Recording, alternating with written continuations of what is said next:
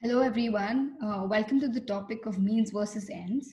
And we will be discussing about an article which talks about the major dilemmas faced by autonomous vehicles.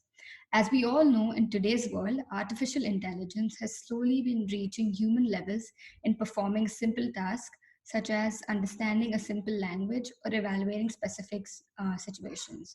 Sometimes complex algorithms are used to evaluate new situations in a non predictable environment, but the reliability of these algorithms has always been questionable. In a study conducted by Jean-François Bonnefond with his collaborators Azim Sharif and Iyad Rawa on autonomous vehicles, they talk about two major dilemmas faced by autonomous vehicles and how artificial intelligence challenges our morality.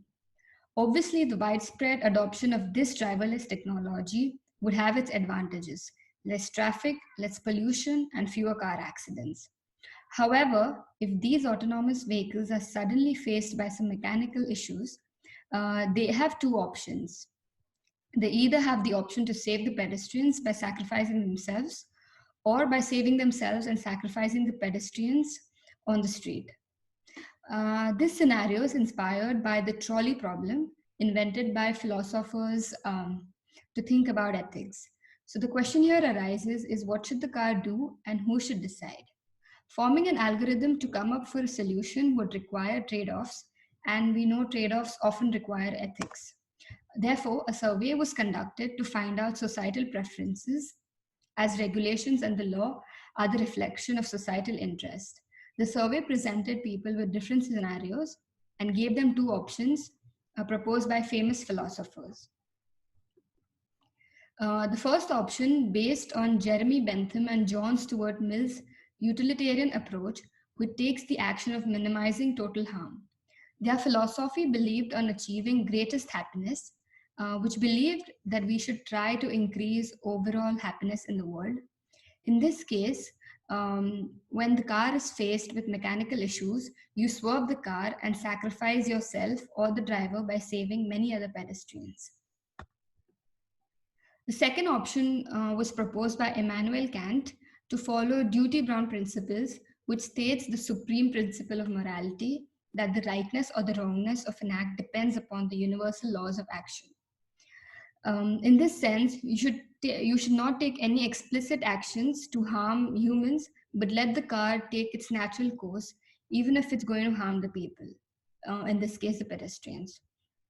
However, the results of the study were quite astonishing. When participants were asked what would they do in a given scenario between two options, most of the participants of the survey approved of Bentham's approach of sacrificing driver's life to save many other pedestrians, aiming to save the greatest number of lives. But when they were asked if they would buy such cars, they refused. They obviously refused. They wanted to buy cars which would protect them at all cost, but they wanted to buy cars, but they wanted others to buy cars which caused minimized harm.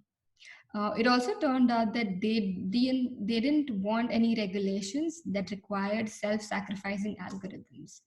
In fact, the survey respondents also agreed on not buying the cars if they were regulated. So this ethical dilemma of what the car should do in a given scenario, whether to swerve or stay, puts us into a bigger social dilemma, as a problem which was realized was even bigger than that. The problem of how to get the society to agree upon and enforce the trade-offs they're comfortable with. All right, now that we've taken a closer look at the study and the results, we're going to delve a bit deeper into the theory, or one of the theories that the researchers used for their study, in particular, utilitarianism. We're going to take a look at the most known utilitarians, so that is Jeremy Bentham and John Stuart Mill. We're going to try to understand their theories, how they are similar, and how they conflict.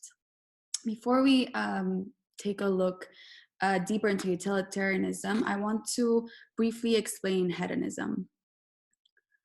So hedonism is a relatively simple theory about well-being. It states that a successful life is directly related to the amount of pleasure in that life. So if you believe that winning the lottery or getting good grades is going to make you happier, the hedonistic explanation for this is that these things are good for you only if they give you pleasure. And the reason I mentioned hedonism is because Jeremy Bentham actually based his utilitarian theory on hedonistic thinking. So this is Jeremy Bentham. He is known as the founder of modern utilitarianism. He was a British philosopher, jurist, and social reformer. He was also an advocate of freedom of expression, women's rights, animals' rights, and the abolition of slavery. Which for his time when he lived, this was quite forward thinking. So Bentham's utilitarian theory is supposed to help us decide what is right from what is wrong. As I said, his theory was developed on the foundations of hedonistic thinking. So Bentham also believed that pleasure was something that had to be valued highly to decide what is right from what is wrong. His moral theory is based on bringing about more pleasure and less pain. Let's think about an example to see how this would work in practice. So imagine that a doctor has 5 medicine shots, but he has 6 patients. And the 6th patient needs 5 shots of medicine to survive, whilst the other 5 just need 1 shot each. So what is the right thing to do? According to Bentham, the right thing to do would be to give the shots to the people that only needed 1 shot each, and let the person that needed all 5 shots die. The reason is because what we want to do, or what Bentham would want us to do, is to promote the greatest pleasure for the greatest number of people. At first, this theory seems quite simple and it sort of makes sense, but there are some problems or tensions that arise. The first problem that can arise is the problem of partiality. Because what if that 6th person that we were gonna let die is actually the doctor's daughter? The doctor here would be confronted with a new issue because the doctor could not just see everyone in the same level and decide to let the daughter die, because this would not be morally right for that person to do either. Another problem is the tyranny of the majority.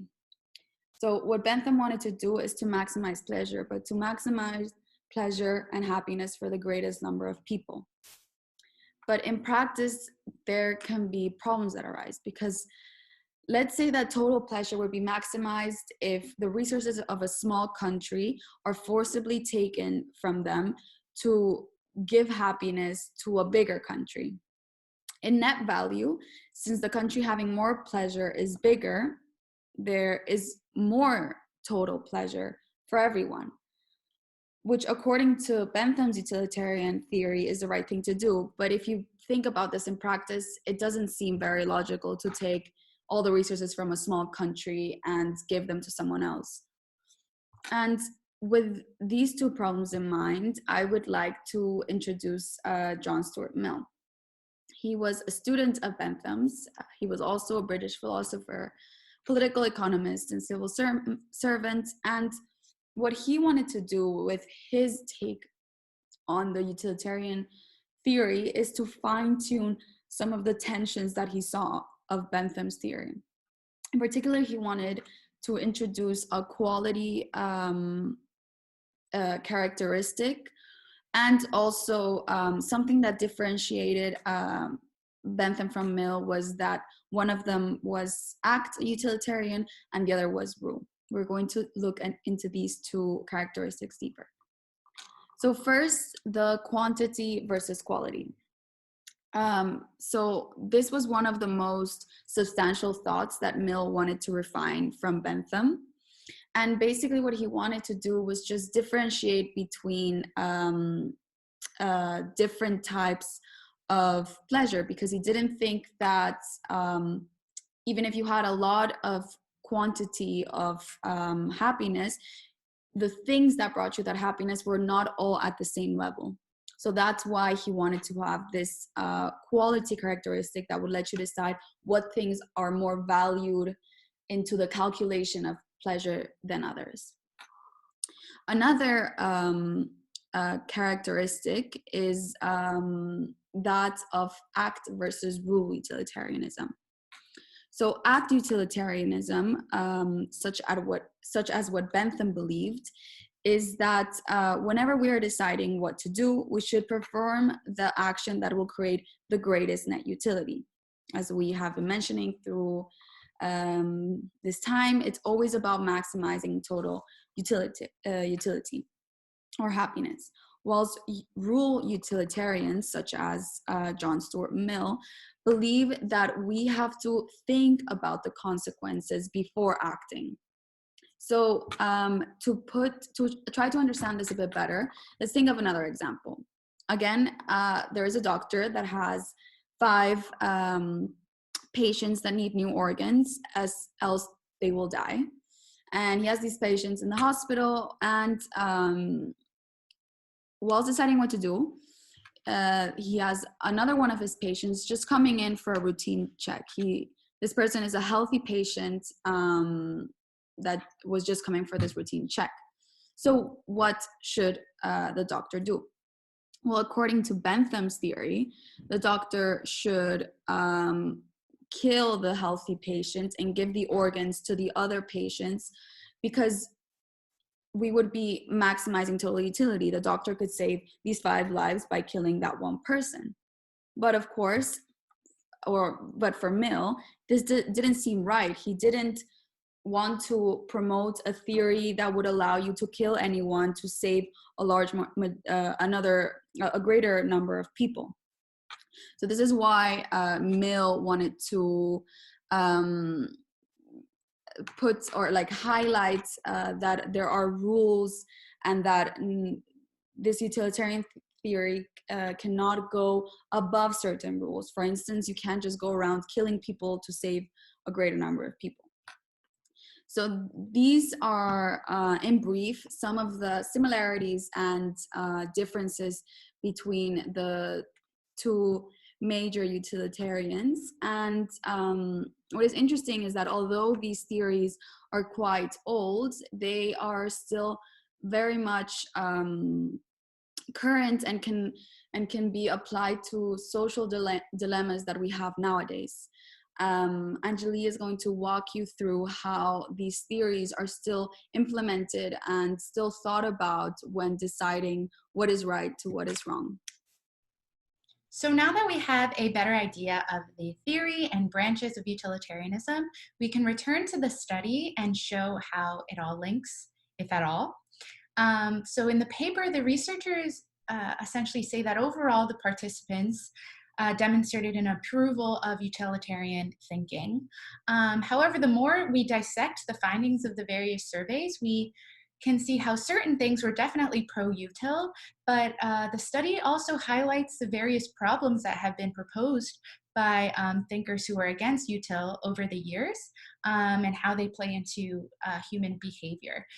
So firstly, the criteria of consequentialist is definitely demonstrated in this study, because all of the participants made their decisions based off of consequences and demonstrated approval of the various algorithms because of who they might harm or affect. There's also the criteria of maximizing, because the study's participants indicated that 1 human life, for example, does not equate to 10, and they were more likely to approve self-sacrifice if it saved a greater number of lives. How their actions kind of went against util, however, were shown with examples like the problem of partiality. So the various participants who tended to approve the autonomous vehicles who had a util algorithm did not have the same purchase intention for these vehicles. There was also the integrity objection, which was exemplified in the survey that made participants consider a family member inside the AV, which negatively affected their approval of sacrifice. And lastly, we see the free rider temptation. Again, because people's purchase intention did not add add up to their approval when they were thinking of other people. And most of these participants were against government regulation. So to give you a better idea of the mission behind this study, here again are our three researchers. We have Bonifan and Sharif, whose expertise is in psychology, and then Rawan, who has done study and research in media sciences and the arts. And they are all kind of friends and colleagues of research who have had a great fascination with autonomous vehicles and the ethics of machine intelligence. But they felt something that was lacking in the research world is understanding how human beings would take the decisions presented to autonomous vehicles and what they would choose, because they felt that that is critical before we can start establishing ethical standards for these types of machines. And they not only conducted this study, which we saw had a variety of results and implications, but they went on to expand their research even further. So using the MIT Media Lab, through which they all collaborated, they came up with the Moral Machine, which was an interactive crowdsourcing form of research housed on an online platform. So essentially participants had kind of a simulation game in which they were within an autonomous vehicle and presented an even greater amount of scenarios. And then their results showed different, not only quantities of people that they were likely to save, but depending on who the person was. The study also even looked to how people would react to different types of animals and pets. And it was actually quite successful in broadening this area of research, because there were over 2 million participants from 233 countries. And we saw how things like gender, career status, even homelessness or criminal status affected people's likelihood of saving these types of bystanders. And we also see a greater amount of data regarding how people's country and cultural differences also affected their decisions. So now the discussion of ethical machine intelligence has really broadened, and there are a lot of opinions being added to this discussion. So this researcher, for example, touches on the idea of how country and cultural standards can affect our concepts of ethics, because utilitarianism, for example, is much more common in Western than Eastern society. So now, as a global community where AI and machine intelligence is being tested and researched in all kinds of countries, how can we come together and figure out an ethical standard for all? We also see other social dilemmas in the media today regarding the ethics of machine intelligence, with both the human and technology factors playing a role in potential issues. So for Apple, for example, they have programmed their iPhones to be encrypted so only the personal user can unlock it, not even Apple themselves. So this leads to a potential util issue, because if the FBI, for example, is investigating a criminal and can unlock their iPhone, they're the people whose pleasure or well-being is potentially affected by that criminal, but then Apple is standing alongside the majority who want to protect their own data with their iPhone. So which decision is right? We can also see how, depending on the data that's fed to artificial intelligence, these machines can actually end up being discriminative. So again, it's really important to consider the human role behind these machines. And lastly, even within the field of autonomous vehicles, there are other potential util and social dilemmas, such as unemployment. So what should we be prioritizing? The pleasure of consumers who benefit from this new tech, or the pleasure of those who are employed by the traditional industry? So given all of this and how much machine intelligence is infiltrating our world in a variety of ways, we think a really important question to be posed is, can or should there be a limit to relying on these algorithms over human intuition? So we're really excited to hear your thoughts on this, and we hope that this video has been helpful.